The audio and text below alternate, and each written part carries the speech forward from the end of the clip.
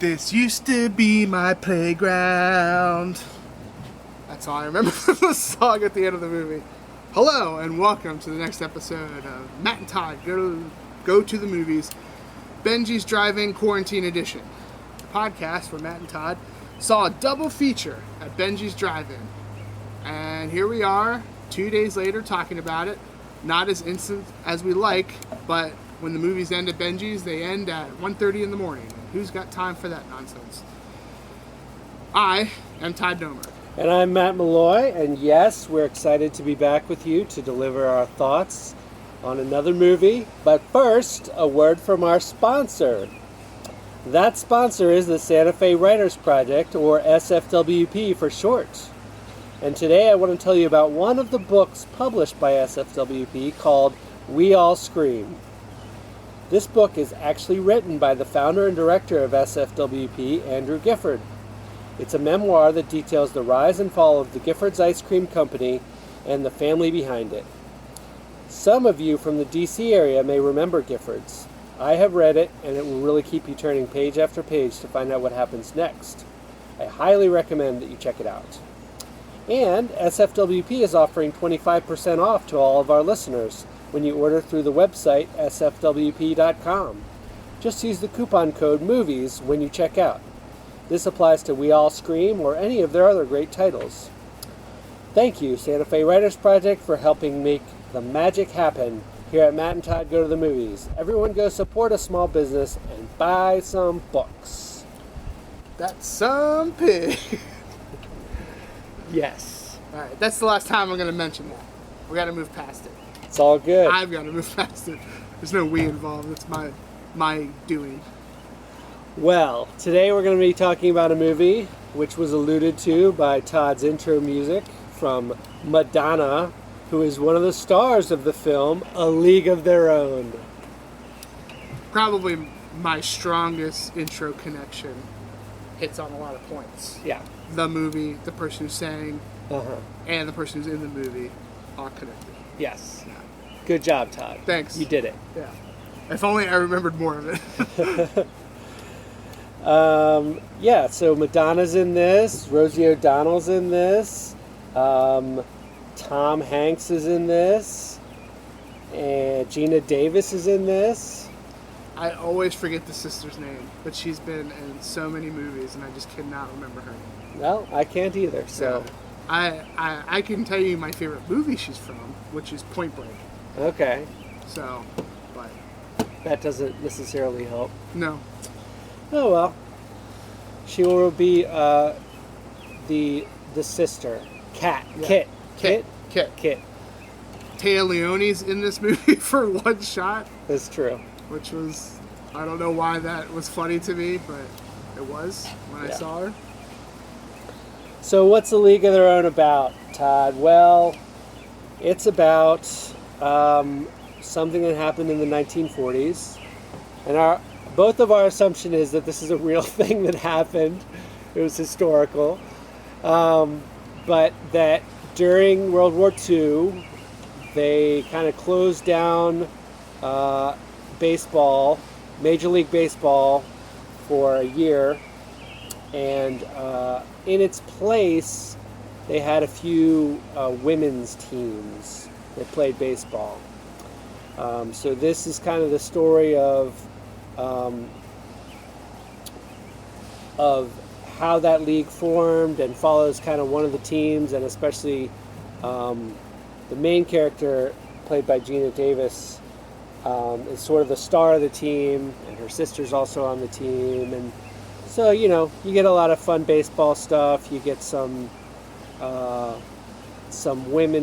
woman power type stuff.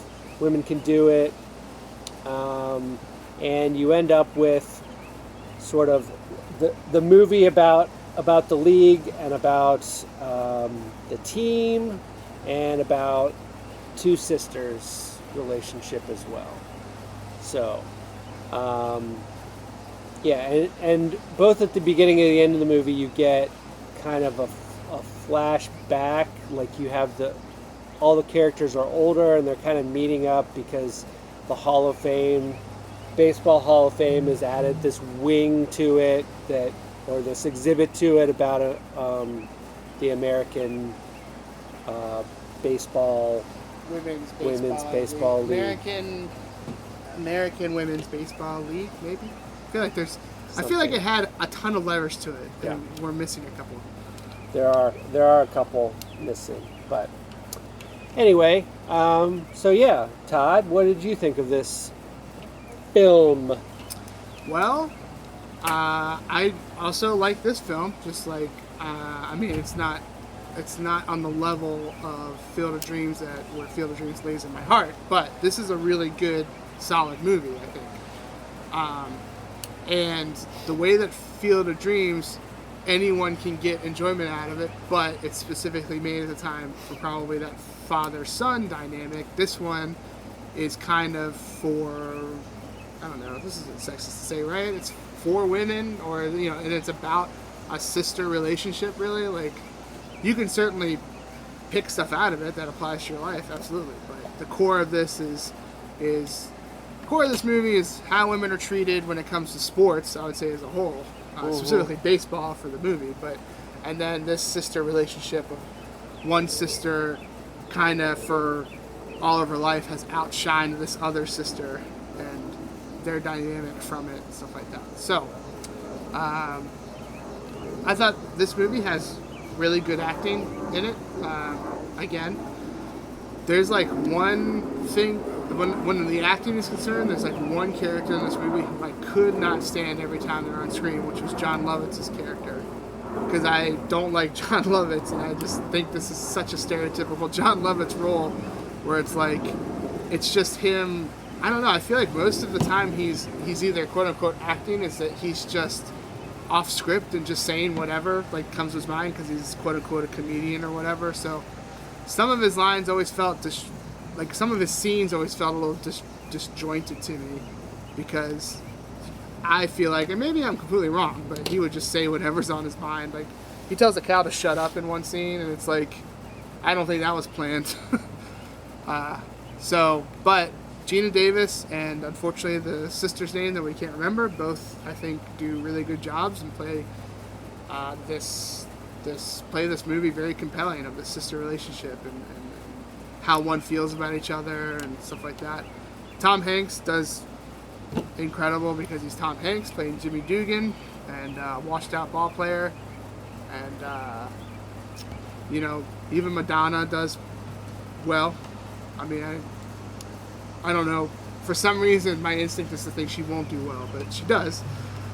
Rosie O'Donnell is fine, like good, borderline on good, but something I noticed this time around watching the movie is that they relied too much on her to be a background voice. It's like almost every scene during baseball games has her responding to something either on screen or in the background. Like, her voice is dubbed in to so many scenes where she's like not on camera, that it's so like booming too, that I was like, it's distracting to me. Cool. So we got surprise visit from Bill Pullman, right? Yeah. Who plays Geena Davis' husband at the end. He does fine for the little he's in it. Yeah. So yeah, I mean, this is like a good story.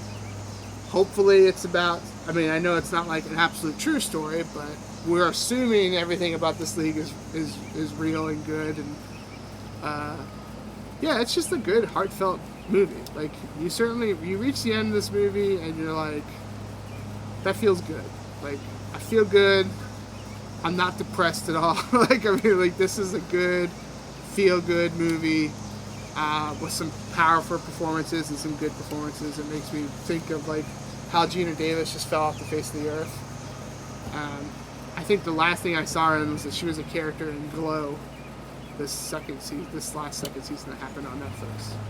And she's a champion archer, I think, is a weird fact that I know about her. I don't know how that came about, but I think she's tried out for Olympic teams before. So, yeah, besides John Lovitz and how they use Rosie O'Donnell's voice, those are just some of the glaring negatives to me. I also find, and I don't, this is definitely not the point of the movie, but I got a little bummed out when, because I guess when I was younger, you just don't pay attention to this, but like, near the end of the movie, and this isn't a spoiler or anything like that, you're shown how long the league lasted, and it's like from 46 to 55, so it didn't last like forever, and like that kind of sucks. I mean, it's good that they got their own wing in the Hall of Fame, but that's the first time I've ever noticed that, and I was like, oh man, okay.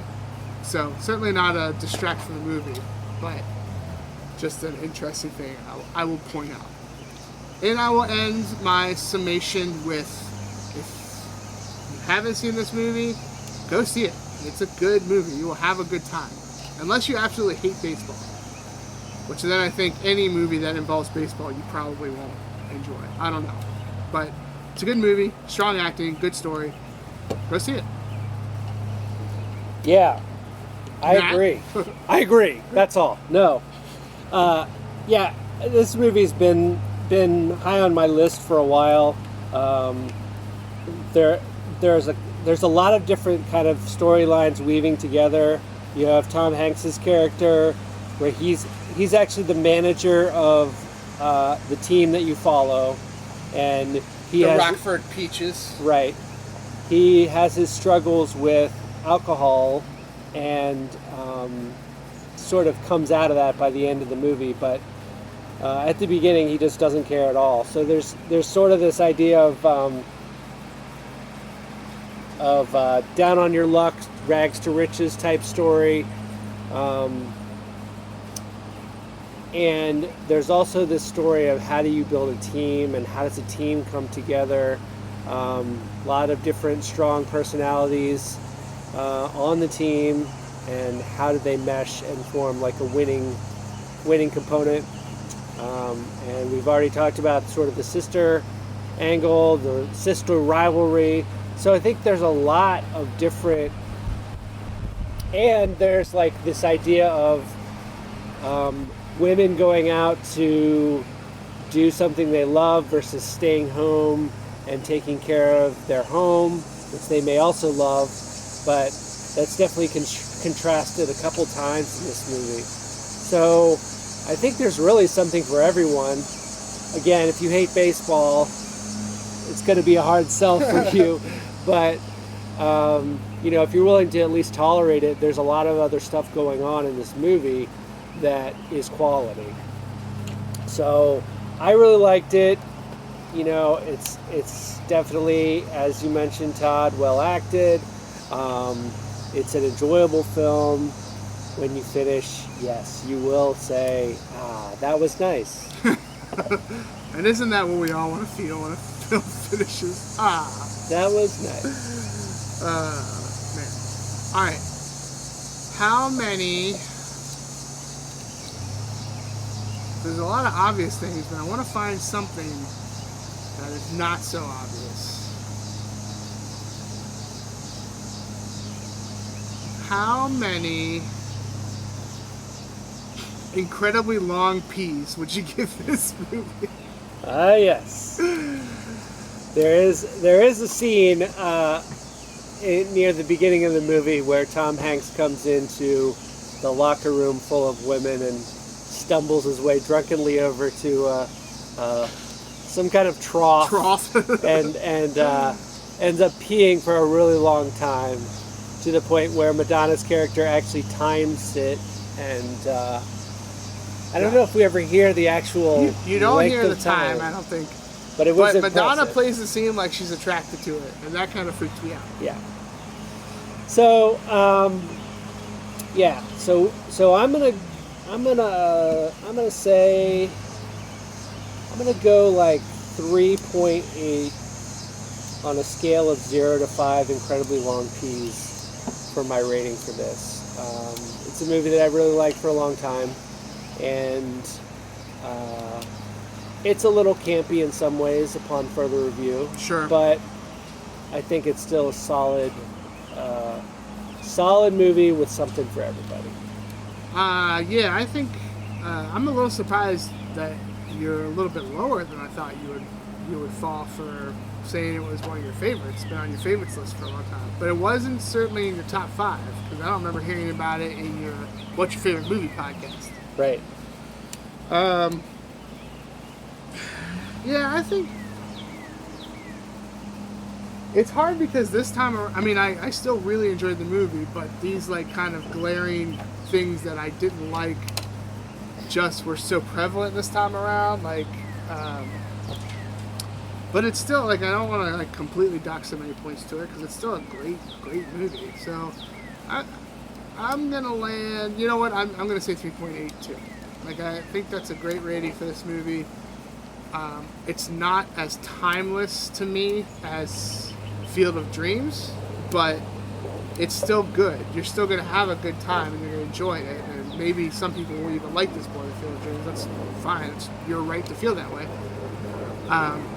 Even though you're wrong. No, I'm just playing. But, yeah, it's just a little like, I mean, maybe it's just because it's in the 40s, 1940s versus Field of Dreams in the 80s. It's a little bit more like, it's almost like Field of Dreams is a little bit more touchable, while this film is like a nice time capsule film. Mm-hmm. So, yeah. All right. Still, though, if you haven't seen it, go see it. What's wrong with you? Yeah. Yeah, what the heck? Well, that's going to wrap up this episode of Matt and Todd Go to the Movies, where we reviewed A League of Their Own. We both thought highly of it, and our rating is 3.8. Incredibly long P's. No calculating needed. No calculating needed. We matched on our ratings today. That's out of 5, so that's a good rating. So yes, go see it. Thank you for listening to our podcast. You keep listening, we'll keep making it. Da da da da Da da da da da da da da.